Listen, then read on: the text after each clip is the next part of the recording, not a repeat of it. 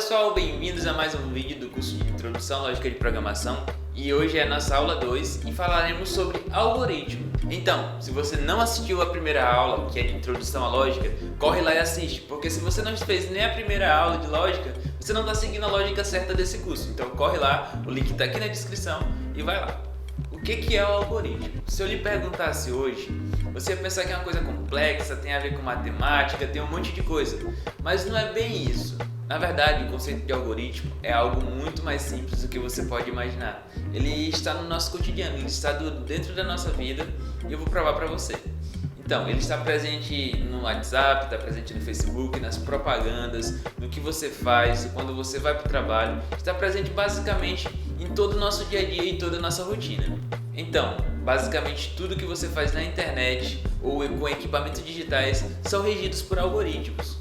Eu poderia te dar N outros exemplos, mas acredito que você já entendeu aonde que eu quero chegar. E quando buscamos o conceito de algoritmo na internet, a gente encontra a seguinte definição: é uma sequência de passos lógicos necessários para executarmos uma tarefa. Em outras palavras, é como se fosse um passo a passo para resolver um problema com instruções simples e exatas.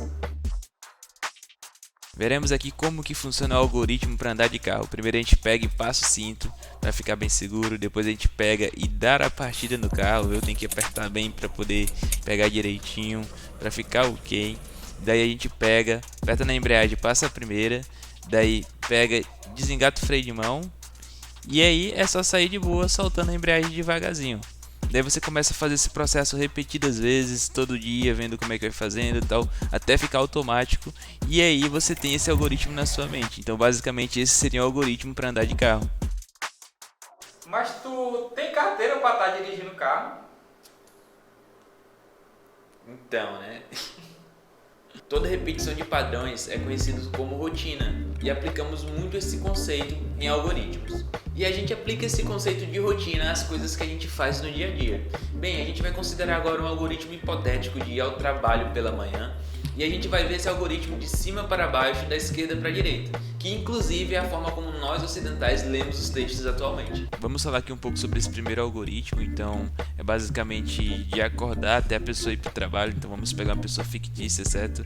E aí a primeira coisa que você faz é acorda, depois você toma um banho, daí você escova o dente e aí você se veste. E aí você olha, tô atrasado? Sim ou não? Beleza, tô atrasado, então eu não vou tomar café da manhã e aí eu pego o carro para ir para o trabalho. Se estou atrasado, então, se eu não estou atrasado, então pego, tomo café da manhã e depois eu vou para o trabalho. Então, basicamente, esse seria um primeiro algoritmo de acordar até ir ao trabalho. Basicamente, o que eu fiz aqui foi escrever a sua rotina, ou a rotina de qualquer outra pessoa para ir ao trabalho pela manhã em forma de texto. Concordamos que isso é um algoritmo, certo? Então vamos ver outro exemplo. Daí agora é basicamente o mesmo algoritmo, com a mesma questão, com o mesmo objetivo, então de acordar até o trabalho, só que agora a gente muda alguns passos. Então primeiro você acorda, agora você escova os dentes, depois toma um banho e se veste. Antes você tomava o banho antes de se escovar. Daí você faz a mesma verificação, se está atrasado, se não está atrasado, decide se vai ou não tomar café.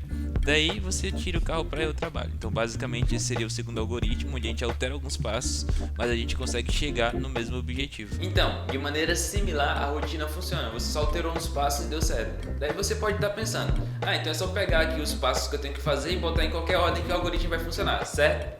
Errado! Então, vamos pegar essa terceira condição. Então nós temos esse terceiro algoritmo, que aqui é um algoritmo que teoricamente está incorreto, que a gente tem uns passos um pouquinho invertidos. Então aqui você acorda, escova os dentes, toma um banho, se veste e aí você verifica se está atrasado. Então se está atrasado, você pega e toma café da manhã.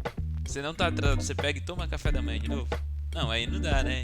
Porque se você for tomar café da manhã quando está atrasado, você não vai dar tempo para chegar no trabalho. Então, basicamente, esse seria um algoritmo que está incorreto, porque por mais que a gente tenha praticamente os mesmos passos, ele não consegue chegar no objetivo ao mesmo tempo e com a mesma eficácia. Basicamente isso. Essa opção ela não resolve o meu problema, que é chegar ao trabalho.